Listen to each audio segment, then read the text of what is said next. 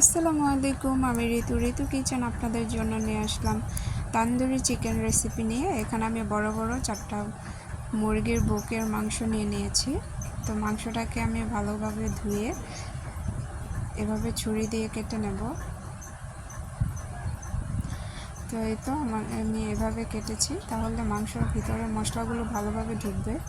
এবার আমি মাংসর মশলার জন্য এখানে আমি নিয়ে নিলাম 2 টেবিল চামচ টক দই, দিয়ে দিলাম লবণ, দিয়ে দিলাম জিরা ফাঁকি 1 টেবিল চামচ পরিমাণ, দিয়ে দিলাম তান্দুরি মশলা 2 টেবিল চামচ পরিমাণ, দিয়ে দিলাম জিরা ফাঁকি 1 টেবিল চামচ পরিমাণ, দিয়ে দিলাম গোলমরিচের গুঁড়া 1 টেবিল চামচ পরিমাণ, দিয়ে দিলাম মরিচের গুঁড়া 1 টেবিল চামচ পরিমাণ, দিয়ে দিলাম ভিনেগার, দিয়ে দিলাম সয়া সস 1 টেবিল চামচ পরিমাণ, দিয়ে দিলাম টমেটো সস 2 টেবিল চামচ পরিমাণ।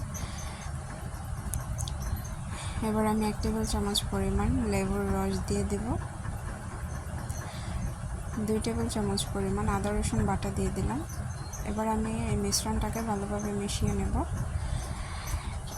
এবার আমি মাংসটা যাতে ক্রিস্পি হয় তান্দুরি চিকেনটা, এর জন্য আমি এখানে একটা টেকনিক দেখাবো আপনাদের।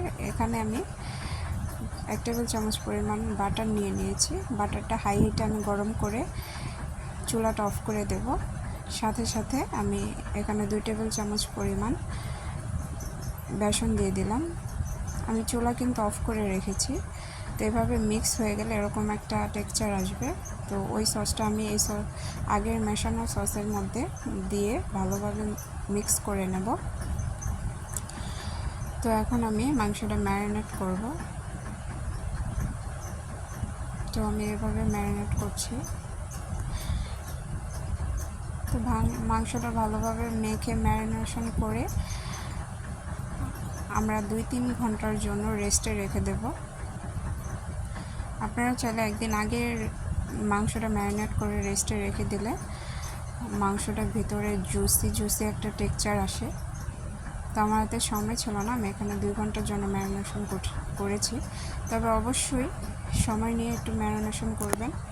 তো আমার ভালোভাবে ম্যারিনেশন করা হয়ে গেলে এখন আমি মাংসটা ভাজার জন্য সামান্য একটু বাটার দিয়ে দিয়েছি প্যানে। এবার আমি মাংসটা দিয়ে দিলাম। তো প্রথম অবস্থায় আমি হাই হিটে 1 মিনিটের জন্য হাই হিটে রাখবো। তো হাই হিটে রাখার পরে আমি চুলাটা মিডিয়াম আঁচে করে দেব।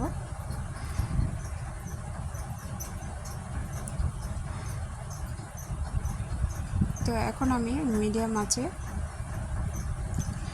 মাংসটাকে 10 মিনিটের জন্য রান্না করব।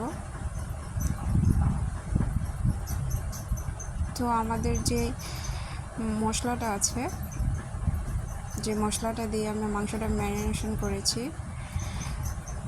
তো সেই মশলাটা আমি এভাবে ব্রাশ দিয়ে গায়ে লাগিয়ে দেব। তাহলে মাংসটা একটু জুসি ভাব আসবে।